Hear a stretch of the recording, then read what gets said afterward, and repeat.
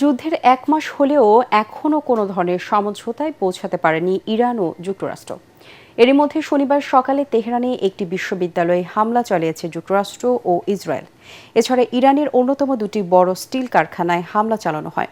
অন্যদিকে সৌদি আরব সহ মধ্যপ্রাচ্যের একাধিক দেশে ক্ষেপণাস্ত্র ও ড্রোন হামলা অব্যাহত রেখেছে ইরান। সৌদি বিমান ঘাঁটিতে ক্ষেপণাস্ত্র হামলায় আহত হয়েছে ১২ মার্কিন সেনা। ইরান আর মধ্যপ্রাচ্যের প্রভাবশালী দেশ নয় বলে দাবি করেছেন মার্কিন প্রেসিডেন্ট ডোনাল্ড ট্রাম্প। বিস্তারিত মাসুদ রানার প্রতিবেদনে।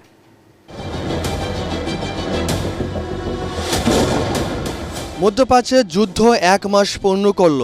এখনো হামলা পাল্টা হামলায় ইরান, ইসরায়েল, যুক্তরাষ্ট্র কেউ কাউকে ছাড় দিচ্ছে না। তবে এই যুদ্ধে যুক্তরাষ্ট্রের পাশে এসে দাঁড়ায়নি সামরিক জোট ন্যাটোর ইউরোপীয় সদস্যরা। ১ মাস পেরিয়ে যুদ্ধ এখন আর কেবল আকাশপথে ক্ষেপণাস্ত্র বা ড্রোন হামলায় সীমাবদ্ধ নেই, বরং সম্ভাব্য স্থল যুদ্ধের দ্বার প্রান্তে গোটা অঞ্চল।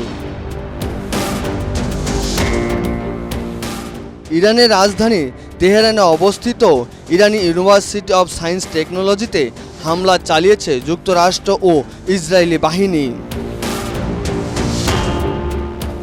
লেবাননের রাজধানী বৈরুতে আকাশের নিচ দিয়ে উড়ে যাওয়া একটি ইসরায়েলি যুদ্ধবিমানকে লক্ষ্য করে সারফেস টু এয়ার ক্ষেপণাস্ত্র ছুড়েছে হিজবুল্লাহ।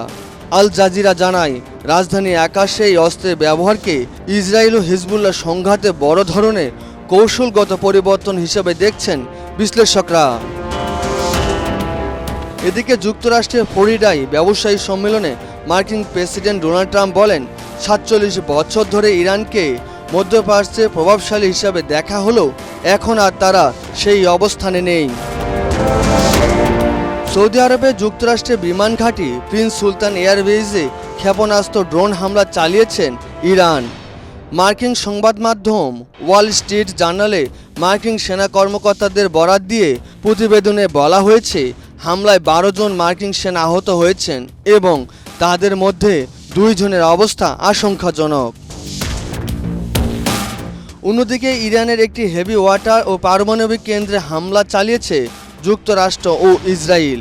এই হামলার পর মধ্যপ্রাচ্যে অবস্থিত যুক্তরাষ্ট্র ও ইসরায়েলের সংশ্লিষ্ট শিল্প প্রতিষ্ঠান থেকে কর্মীদের সরিয়ে যেতে বলেছে ইরানের ইসলামী বিপ্লবী গার্ড।